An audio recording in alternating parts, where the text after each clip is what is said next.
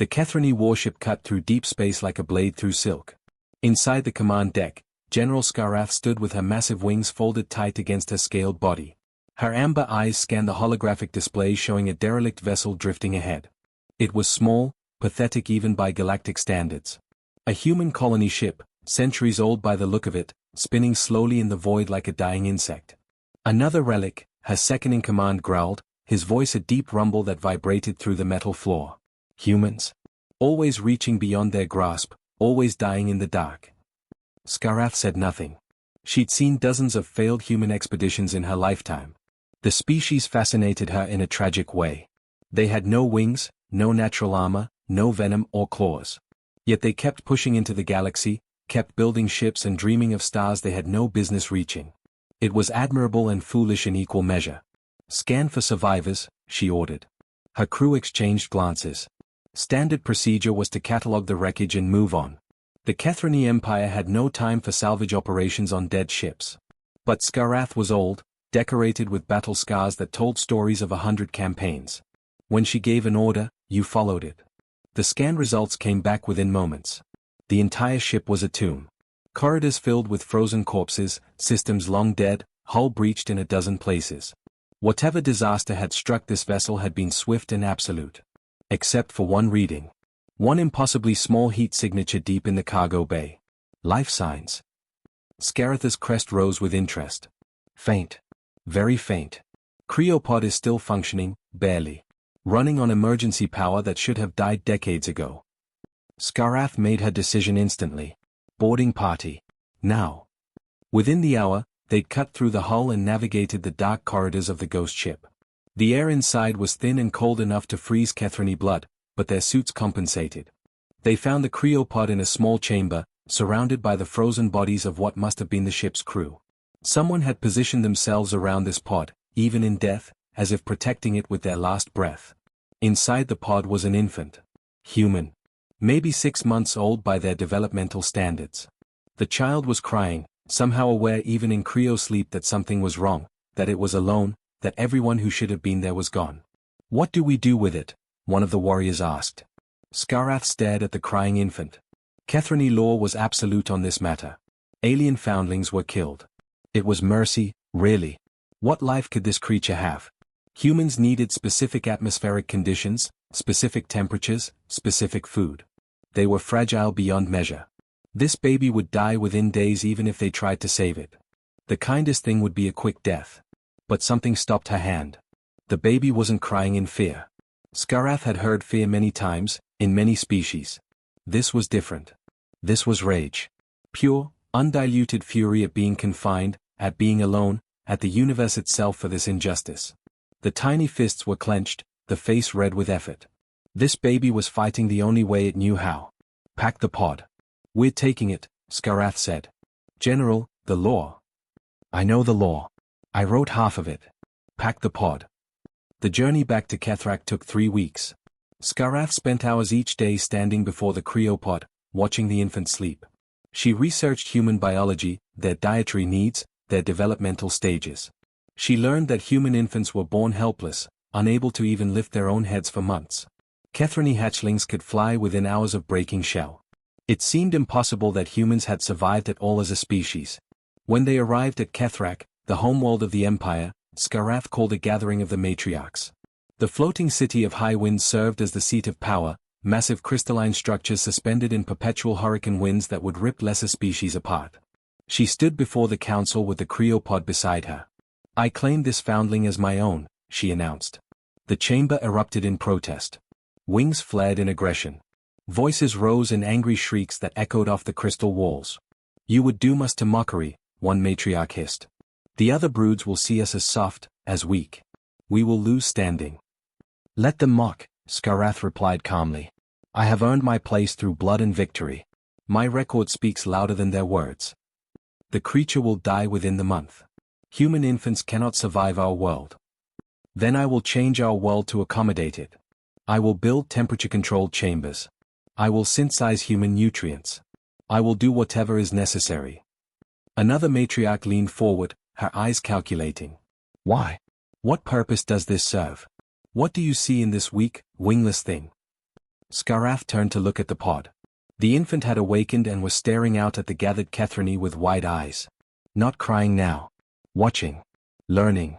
Those tiny eyes tracked movement, studied faces, absorbed everything with an intensity that seemed impossible for something so young. I see potential, Scarath said quietly. I see something that refuses to accept its limitations. This child lost everything and still fights. That is not weakness. That is strength in its purest form. The council debated for hours, but in the end, Scarath's reputation carried the decision. She could keep her foundling, but the creature's survival or death would be on her honor alone. If it died, she would face no penalty. If it somehow lived but proved worthless, her brood would bear the shame. Scarath accepted these terms without hesitation. She had the cryopod moved to her personal quarters and began the slow process of bringing the infant out of stasis. Human medical databases had been included in the ship's computer, and she followed the protocols exactly. When the baby finally opened its eyes in the warm air of the modified chamber, it looked directly at Scarath and smiled. Not the smile of contentment, but the smile of recognition. As if it understood, somehow, that this massive winged creature had chosen to save it when logic demanded otherwise. Scarath reached down with one clawed finger and gently touched the infant's hand. Tiny fingers wrapped around her talon with surprising strength. I will call you Blake, she said, using a human name she'd found in the ship's records. And you will show them all what it means to survive. 15 years had passed since Scarath brought Blake home. The human child who should have died in his first week had instead thrived in ways that shocked everyone. He couldn't fly, couldn't hunt with claws, couldn't breathe the thin air at high altitudes without assistance. But he learned. And that made all the difference. Blake stood on the training platform of Highwind Academy, 5,000 feet above the planet's surface. Wind screamed past him hard enough to knock most species off their feet.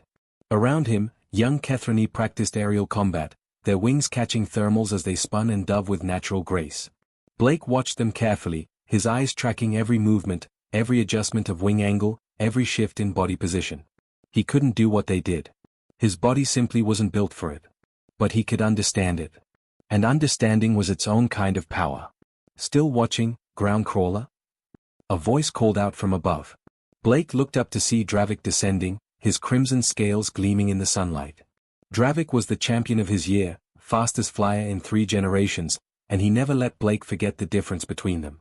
Still learning, Blake replied calmly. He'd learned long ago that rising to Dravik's bait only made things worse. Learning what? How to fall better? Dravik landed beside him, folding his wings with theatrical precision. You've been here 15 years and you still can't do the one thing that matters. You're Kethrani in name only. Other students had gathered now, sensing confrontation.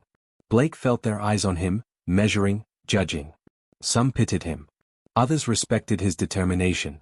Most just saw him as an oddity, a curiosity that Scarath had indulged for too long. The trial of descent is in 3 days, Dravik continued, his voice carrying across the platform. I'll be attempting it. Will you be there to watch, human? To see what real Kethrani can do? The crowd went silent. The trial of descent was legendary, a rite of passage that only the boldest warriors attempted. Participants dove from the edge of space itself, plunging through Kethrak's most violent storm system, navigating hurricane winds and lightning strikes to reach the sacred landing grounds below. Many who attempted it died. Those who succeeded earned permanent glory. Blake felt his heart pounding. This was a test, and everyone knew it.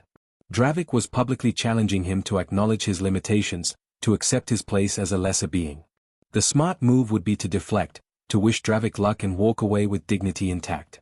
But Blake had never been particularly smart about these things. I'll be there, Blake said quietly. I'll be attempting it too. The platform erupted in shocked whispers. Dravik's eyes widened, then narrowed with cruel satisfaction. You can't be serious. You don't have wings, human. You'll die before you even reach the storm layer. Then I'll die trying, Blake replied. That's more Kethrani than watching from the ground, isn't it? Dravik laughed, a harsh sound that echoed off the crystal structures. Your funeral. I'll make sure they recover your body for Scarath. He launched himself into the air and flew away, followed by most of the other students. Blake stood alone on the platform, watching them go. His hands were shaking slightly, and he clenched them into fists. What had he just done? The trial of descent was designed for creatures with wings, with natural instincts for flight. He had neither. But he'd spoken the words, and there was no taking them back now. That night, Blake didn't sleep. He sat in his workshop surrounded by star charts, atmospheric data, and half-built equipment. Scarath found him there just before dawn, hunched over calculations that covered every available surface. "You don't have to do this," she said gently. "There's no shame in acknowledging what your body cannot do." "Yes, there is," Blake replied without looking up. "Not for me. For you. Every time someone mocks me, they're mocking your decision to save me. I need to prove you weren't wrong." Scarath settled beside him, her massive form dwarfing his workspace. "I was never wrong. You've survived what should have killed you 100 times over. You've learned our language, our customs, our ways. You've earned your place here. Earned tolerance, maybe. Not respect." Blake finally looked at her, and she saw the determination burning in his eyes. "I need to do this. But I need to do it my way. Tell me your plan." Blake spread out his calculations. "The trial isn't about flying. It's about reaching the bottom alive. Everyone uses wings because that's what they have. But wings aren't the only way to control descent. I've been studying atmospheric entry protocols from human spaceflight databases. Terminal velocity, drag coefficients, trajectory calculations. If I can't fly, I'll fall. But I'll fall with precision."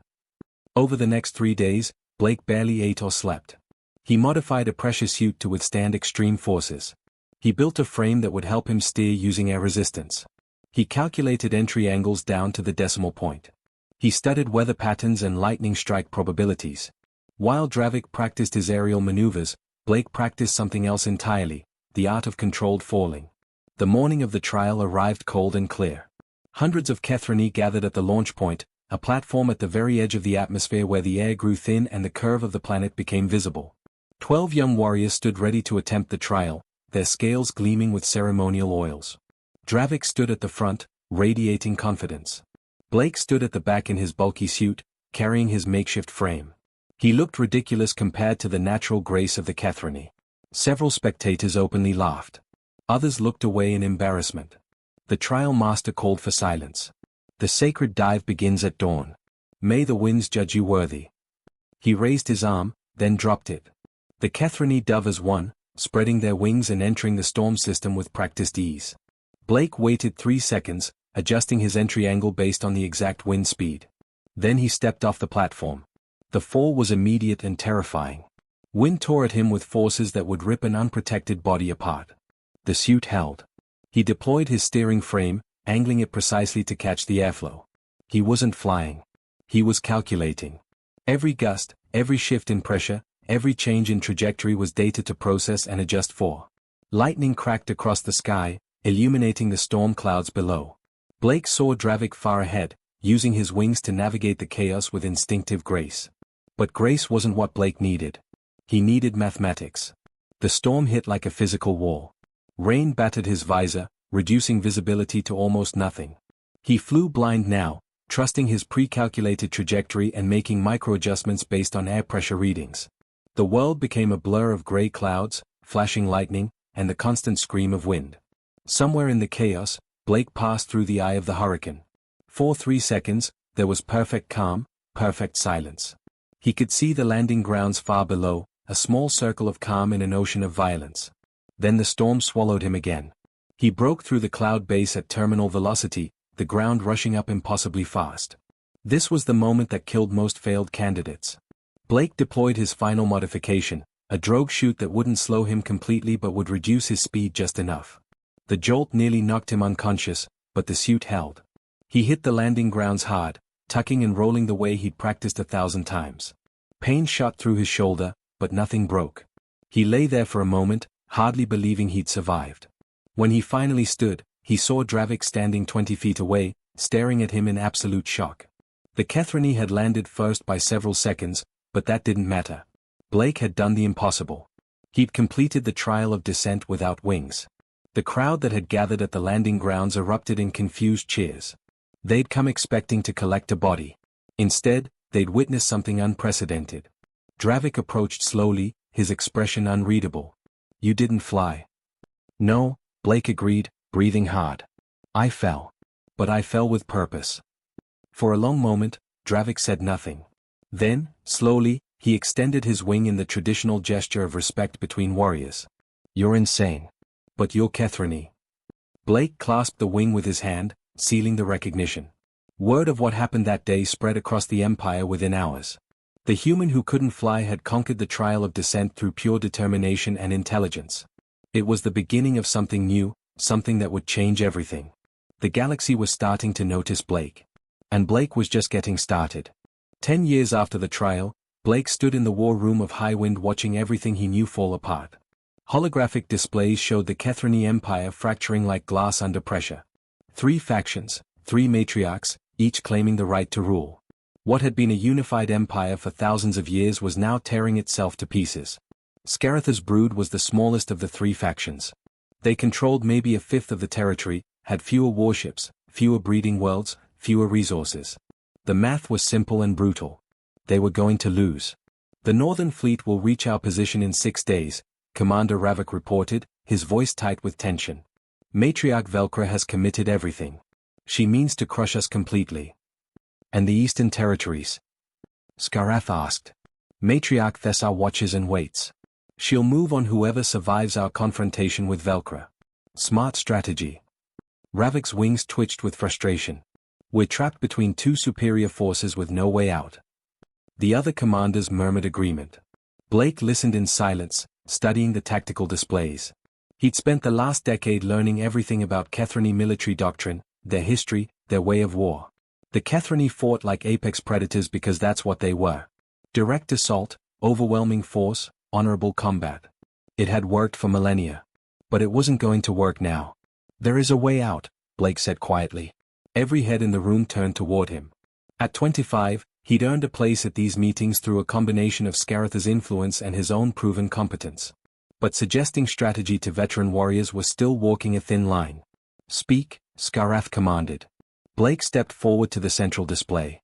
"We can't beat them in direct combat. So we don't fight them directly. We make them fight each other." "Cowards talk," one of the older commanders spat. "We are Kethrani. We face our enemies in honorable battle." "And we die honorably," Blake replied. "Is that what you want? To be remembered as brave losers? Because that's the only kind of honor this strategy gets us." Ravik leaned forward, interested despite himself. "What are you proposing?" Blake manipulated the display, pulling up communication records and fleet movements. "Velcra moves against us because she thinks we're weak. Thessar waits because she thinks she's smart. They both believe they understand the situation. We change what they understand." Over the next hour, Blake laid out a plan that made half the commanders want to challenge him to combat. It involved deception, misdirection, false intelligence, and strategic retreats. Everything the Kethrani considered dishonorable. Everything humans had perfected over thousands of years of warfare. "We leak false communications that suggest we've developed a new weapons system," Blake explained. "Something devastating that we're preparing to use against Velcra. We make the intelligence just believable enough that Thessar intercepts it and believes it's real." "And then?" Scarath asked, her expression unreadable. "Then Thessar has a choice. Does she wait and let us destroy Velcra, leaving us stronger? Or does she move now, attacking us while we're vulnerable to stop this weapon from being deployed? But if she attacks us, she leaves her own territory exposed to Velcra." "They'll see through it," Ravik objected. "This is too obvious." Blake shook his head. "Not if we sell it properly. We stage a weapons test. A real explosion, big enough to register on long-range sensors. We evacuate a research station like we're preparing for something dangerous. We move our best engineers to a secure location under heavy guard. All the pieces of a real weapons program, just without the actual weapon." "And Velcra? What does she do while this happens?" "Velcra accelerates her attack. She can't let us deploy a super weapon. But now Thessar is moving too, and Velcra has to decide, does she commit fully to destroying us, or does she hold forces back to defend against Thessar? Either way, she's fighting a war on 2 fronts instead of overwhelming us completely." The room fell silent. What Blake was proposing went against everything the Kethrani believed about warfare. But slowly, one by one, the commanders began to nod. They'd seen Blake do the impossible before. Maybe he could do it again. Scarath made the decision. "We proceed with Blake's plan. Notify all forces." The next 6 weeks were the most intense of Blake's life. He coordinated false intelligence drops, staged convincing but fake weapons tests, and moved pieces across the board like a chess master. He barely slept, surviving on stimulants and pure determination. The trap worked better than he'd hoped. Thessa moved her fleet early, attempting to strike before the supposed weapon could be deployed. But her movement forced Velcro to divide her attention. Instead of crushing Scaratha's brood completely, Velcro found herself fighting a two-front war she hadn't anticipated. Blake didn't stop there. While the larger fleets tangled with each other, he took a small strike force on raids that targeted supply lines and communication hubs. Not honorable battle, but effective warfare. He studied each enemy commander, learned their patterns, exploited their predictable adherence to traditional tactics. He introduced new weapons that the Kethrani had never considered. Gravity mines that didn't destroy ships but disabled their flight systems, leaving them helpless.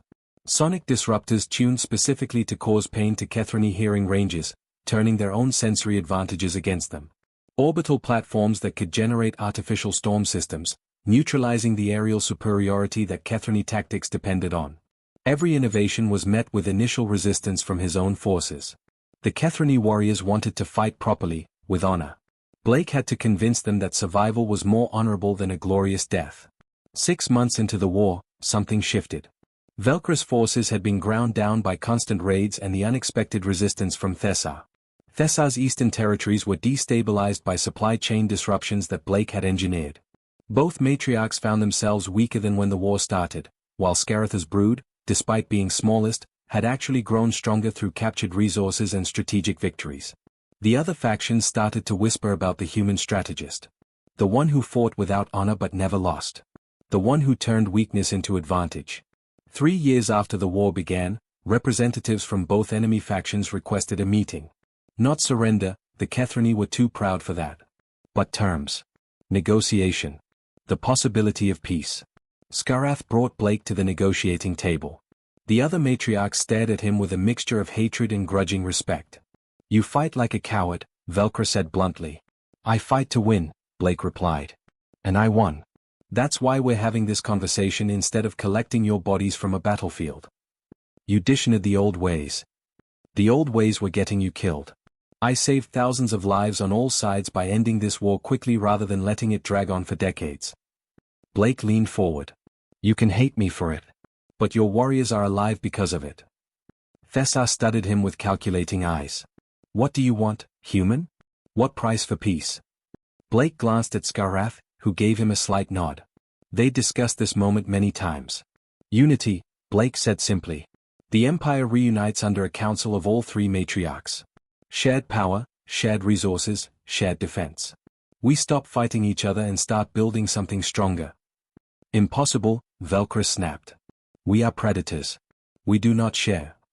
Then you'll keep dying in civil wars while the rest of the galaxy circles like scavengers," Blake countered. "I've seen the intelligence reports.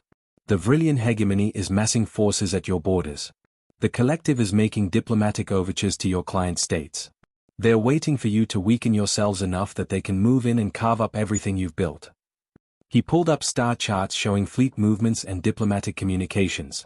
Evidence of external powers preparing to exploit Kethrani instability. "You have a choice. Stay divided and watch your empire crumble from outside pressure. Or unify now, rebuild your strength, and show the galaxy that the Kethrani are still a force to be feared." The negotiations took weeks, but eventually, the Treaty of 3 Wings was signed. The Kethrani Empire would be governed by a council of matriarchs, with Scarath holding the tie-breaking vote due to her faction's ultimate victory. It wasn't perfect, but it was peace. Blake stood on the observation deck of High Wind watching the combined fleets arrange themselves in formation. A show of unity for the galaxy to see. Scarath joined him, her massive presence somehow comforting. "You've changed us," she said quietly. "Changed everything we thought we knew about warfare and power." "I just showed you what humans learned a long time ago," Blake replied. "The strongest warrior doesn't always win. The smartest one does." "And what happens now?" "We have peace, but peace is fragile." Blake smiled. "Now comes the hard part. Now we have to make sure this peace lasts." Peace turned out to be harder than war. Blake discovered this truth 3 months after the Treaty of 3 Wings was signed. The Kethrani Empire had stopped fighting itself, but now it faced a different kind of destruction. Economic collapse. The war had devastated trade routes, emptied treasuries, and destroyed industrial centers. Entire systems that once produced food and materials now lay in ruins. The Kethrani had always sustained themselves through conquest, taking what they needed from weaker species. But 3 years of civil war meant 3 years of no expansion, no tribute, no new resources flowing in.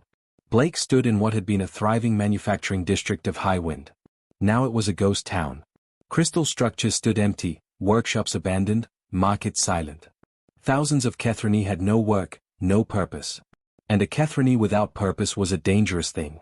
The unrest grows daily, Ravik reported, walking beside him through the empty streets. Food shipments are delayed. Energy rationing has begun. The people are angry. How angry? Blake asked, though he already knew the answer. Angry enough to blame you. They say the human way of war brought this. That we should have fought honorably and died with dignity rather than survive in poverty. Blake had expected this. Victory in war didn't mean victory in peace. The Kethrani had followed his strategy because it worked, but now they were paying the price of survival. The empire was intact but broken, unified but starving. We need to change how they think about resources, Blake said. The Kethrani economy has always been built on taking. We need to teach them to trade instead. Ravik's wings flared in instinctive rejection. Trade is for weak species. We are Kethrani. We do not beg for scraps. You're not begging. You're offering value in exchange for value. Blake pulled up a datapad showing analysis he'd been working on for weeks. Look at this. The Kethrani control some of the richest mineral deposits in the sector. Rare elements that other species desperately need. But you've never mined them efficiently because you never needed to. You just took what you wanted from others. And now? Now we mine those resources, refine them, and trade them. The Vrillian hegemony needs these materials for their ship construction. The collective needs them for their computer systems. We have something they want, they have food and manufactured goods we need. It's simple economics. Ravik stared at him like he'd suggested they all grow flowers and sing songs. The council will never approve this. Trading with species we once dominated? It's humiliating. Starving is more humiliating, Blake replied bluntly. And if the council won't listen, I'll make them listen. The council meeting 3 days later was one of the most hostile Blake had ever attended. All 3 matriarchs were present, along with dozens of lesser clan leaders. The chamber crackled with tension and barely suppressed rage. You want us to become merchants? Velkra's voice dripped with contempt. To serve those we once ruled. I want you to survive, Blake countered, standing at the center of the chamber while winged forms loomed above him on every side. Your empire is dying. Not from war, but from pride. You're so obsessed with maintaining your image as apex predators that you're willing to starve rather than adapt. Careful, human, Thessa warned. You may have won us a war, but that doesn't give you the right to insult our entire culture. Blake took a breath, forcing himself to stay calm. Anger wouldn't work here. He needed to speak to them in terms they understood. Let me tell you a story about humans, he began. Thousands of years ago, my people were fragmented into hundreds of tribes. We fought constant wars over territory and resources. We were killing ourselves, just like you almost did. Then something changed. We learned that cooperation was more powerful than conquest. We learned that trading made both sides stronger, not weaker. That lesson took us from scattered tribes to a species that crossed the stars. We are not humans, Velkra spat. No, you're stronger than humans. You're faster, more powerful, naturally armed. But strength means nothing if you starve to death because you're too proud to adapt. Blake activated the holographic display, showing economic projections. I've run the numbers. If we open trade relations with just 3 neighboring species, we can stabilize the food supply within 6 months. Within a year, we can return to pre-war production levels. Within 5 years, the Kethrani Empire could be wealthier than it's ever been. Not through conquest, but through commerce. And if we refuse? Skarath asked quietly. She already knew Blake's answer, but she needed him to say it publicly. Then in 3 months, food riots begin. In 6 months, the outer systems start breaking away. In a year, the empire fragments again, and this time there won't be anyone to put it back together. The other powers are waiting for exactly that. The Vrillians have already reached out to several border systems, offering protection and supplies in exchange for allegiance. The chamber erupted in angry shrieks. The idea that client species might defect was intolerable. Blake let the rage wash over him, waiting for it to burn itself out. Finally, Thessa raised her wing for silence. You speak of the Vrillians. Our ancient enemies. They would never agree to trade with us. They already have, Blake said, and the chamber went silent. I reached out to their trade minister 2 weeks ago. Unofficially. Purely exploratory. They're interested. Cautiously interested, but interested. You did what? Velcro surged forward, her talons extended. You negotiated with our enemies without authorization. I made an inquiry. That's all. But it tells us something important. The Vrillians are pragmatic. They need resources we have. We need things they produce. Old hatreds don't fill stomachs. Over the next several weeks, Blake worked tirelessly to build support for his plan. He met with individual clan leaders, showing them the economic data, explaining how trade would benefit their specific territories. He reached out to younger Catherine who hadn't lived through the glory days of the Empire, who were more willing to consider new ideas. Slowly, grudgingly, support grew. Not because the Catherine suddenly loved the idea of trade, but because the alternative was worse. Starvation was a powerful motivator. The first trade convoy was a small, almost pathetic affair. 3 Catherine cargo ships carrying refined minerals to a Vrillian mining colony. Blake insisted on accompanying the mission personally. If something went wrong, he wanted to be there. The Vrillian trade station was a massive ring structure orbiting a gas giant. As the Catherine ships approached, Blake could feel the tension from the crew. These were species that had been at war for generations. Trust didn't come easily. The Vrillian trade minister met them at the docking bay. She was tall and thin with iridescent skin that shifted colors in the light. Her people were known for their industrial capacity and cold efficiency. So the rumors are true, she said, studying Blake with multifaceted eyes. The Catherine have a human advisor now. One who convinced them to trade instead of raid. Trade benefits everyone, Blake replied carefully. Raids only benefit the winner. A very human perspective. She gestured for them to follow. Come. Let us see if your minerals meet our standards. The negotiation took hours. Every detail was scrutinized, every price point debated. The Catherine crew wanted to respond to every challenge with aggression. Blake kept them calm, kept the discussion professional. This wasn't combat. This was business. Finally, they reached an agreement. The Vrillians would accept regular shipments of refined minerals in exchange for manufactured components and food supplies. It wasn't a massive deal, but it was a start. As they prepared to leave, the Vrillian minister pulled Blake aside. You know this won't be easy. There are many on both sides who will see this as betrayal of old principles. I know, Blake acknowledged. But old principles were leading to extinction. New principles might lead to survival. Perhaps. Or perhaps you're just delaying the inevitable. Species like ours, like the Catherine, we're warriors by nature. Can warriors truly become merchants? They can become whatever they need to be to survive, Blake said. That's not weakness. That's the ultimate strength.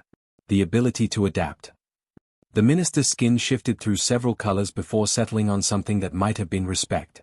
Your people must be quite remarkable to produce someone like you. My people are survivors, Blake replied. Just like yours. Just like the Catherine. That's the one thing we all have in common. News of the successful trade mission spread quickly. Other species began reaching out, curious about this new approach from the Catherine. Within months, trade routes that had been closed for generations reopened. Resources began flowing again. The food shortages eased. Blake stood in the same abandoned district where he'd walked with Ravik months before. Now there was life returning. Workshops reopening. Markets beginning to bustle again. It wasn't perfect, wasn't complete. But it was progress. Skarath found him there, as she often did during moments of transition. The council has voted to make your position official. You are now Lord Regent of Economic Affairs. First non-Catherine to ever hold a position of such authority. They'll resent me for it, Blake said. Some will. Others already see you as the reason they're not starving. Time will tell which view becomes dominant. She paused. You've changed us again. First you changed how we fight. Now you're changing how we live. Blake looked up at her, this massive winged creature who had saved his life so many years ago. I'm just showing you what's possible. You're the ones brave enough to actually do it. Blake was 43 years old when the message arrived from the Galactic Accord. An invitation to address the council, representing the Catherine Empire. It was unprecedented. The Catherine had never sent a representative to the Accord, viewing the organization as a gathering of weak species seeking protection through numbers. Now they were being invited, and they were sending a human to speak for them. The council chamber was massive, carved from a single asteroid and positioned in neutral space where no single species held advantage. Representatives from hundreds of worlds filled the tiered seats, each species distinct and strange in their own way. Blake walked to the central platform, acutely aware that he was probably the only human in the entire station. The speaker, a crystalline being whose voice resonated through harmonic frequencies, called the session to order. We recognize the representative from the Catherine Empire. You may address the council. Blake had prepared a speech. Weeks of careful wording, diplomatic phrases, the kind of political language that said much while committing to little. He'd memorized every word. Now, standing before the assembled species of the galaxy, he threw it all away. I'm going to tell you something you probably don't want to hear, Blake began. The old way of doing things is dying. Empire building through conquest, species isolation, endless territorial disputes. All of it is becoming obsolete, and most of you know it but won't admit it. Murmurs rippled through the chamber. The Vrillian representative leaned forward with interest. Others looked offended. The Catherine learned this lesson the hard way, Blake continued. They almost destroyed themselves in a civil war. They almost starved because they were too proud to adapt. I helped them survive by teaching them one simple truth: cooperation is stronger than domination. Easy words from a human, a voice called out. Blake recognized the speaker as representative from the collective, a hive-mind species known for their technological advancement and expansionist tendencies. Your species is weak. You have no natural weapons, no evolutionary advantages. Of course you preach cooperation. You need it to survive. You're absolutely right, Blake agreed, and the chamber went silent with surprise. Humans are weak. Individually, we're pathetic. We can't fly like the Catherine. We can't process information like the collective. We don't have crystalline bodies that can survive in vacuum. We're soft, slow, and fragile. He paused, letting that sink in. But somehow, we're here. Somehow, humanity spread across hundreds of worlds despite being one of the weakest species in the galaxy. You want to know how? We adapted. We learned. We built tools to compensate for our weakness. And most importantly, we cooperated with each other and with other species. Blake activated the holographic display, showing economic and security data. I'm here to propose something called the Constellation Initiative. A voluntary coalition of species dedicated to mutual exploration, trade, and defense. Not an empire. Not a hegemony. A partnership where each member contributes what they do best and benefits from what others provide. The chamber erupted in debate. Some representatives were intrigued. Others were hostile. The idea went against thousands of years of galactic politics built on dominance hierarchies and territorial control. This is idealistic nonsense, the collective representative declared. Species compete. It's the fundamental nature of existence. The strong dominate the weak. This has always been true. Until it isn't, Blake countered. Until the strong weaken themselves through constant competition while a bigger threat grows in the darkness. He changed the display, showing sensor data from the galactic rim. Deep space readings that showed something massive moving in the void beyond known space. Energy signatures that didn't match any known technology. Our long-range monitoring stations detected this 6 months ago, Blake explained. We've been studying it quietly, trying to understand what we're seeing. The data is incomplete, but troubling. Something is out there. Something old and powerful. And if the pattern projections are correct, it's heading this way. The chamber fell silent. Every species had legends of ancient threats, extinct civilizations, machines that predated organic life. Most dismissed them as mythology. But the data on the display was real. We don't know what this is, Blake admitted. But we know it's big, it's moving, and based on its trajectory, it'll reach inhabited space within 5 years. Maybe less. This isn't something any single species can face alone. Over the next 3 months, Blake worked tirelessly to build support for the Constellation Initiative. He met with dozens of representatives, building relationships, finding common ground, showing how cooperation could work. It was exhausting diplomatic work, nothing like the clear objectives of warfare or economic reform. Then the harvester arrived early. Not in 5 years, but in 5 months. A massive construct that emerged from deep space and immediately began stripping a mining colony in the outer rim. Not attacking the inhabitants, just efficiently dismantling everything, processing matter into raw materials, and moving on. Thousands died not from violence but from simple efficiency. They were in the way of resources. The galaxy panicked. Individual species scrambled to mount defenses. The collective sent a war fleet that was methodically destroyed, ship by ship, with mechanical precision. The harvester didn't even slow down. Blake called an emergency session of every species willing to listen. Not just Accord members, but everyone. The meeting was chaos, dozens of species shouting over each other, each wanting to pursue their own strategy. Stop, Blake's voice cut through the noise. Not shouting, but firm enough to demand attention. Every minute we waste arguing is another minute that thing gets stronger. It's not just destroying. It's learning. Adapting. Every fleet we send against it, it studies our tactics and improves. We're teaching it how to kill us more efficiently. Then what do you propose? The Vrillian representative demanded. We cannot simply allow it to consume the galaxy. Blake pulled up tactical displays. We do what humans have always done. We adapt faster than it can. We use our diversity as a weapon. The harvester is programmed to face individual species with predictable tactics. We hit it with everything at once. Kethrani shock troops for rapid assault. Collective computing power for electronic warfare. Vrillian heavy weapons. Human strategic coordination. Every species contributing what they do best in a combined operation. Impossible, someone declared. Our species have different command structures, different languages, different tactical doctrines. The coordination alone would be difficult, Blake interrupted. Not impossible. Difficult. And the alternative is extinction. The next weeks were a blur of activity. Blake coordinated the largest multi-species military operation in galactic history. It was like conducting an orchestra where every instrument was from a different planet and half the musicians wanted to kill each other. The Kethrani provided speed and ferocity. Their warriors, trained in Blake's combined arms tactics, could strike fast and hard. The collective provided processing power, running calculations faster than any organic mind.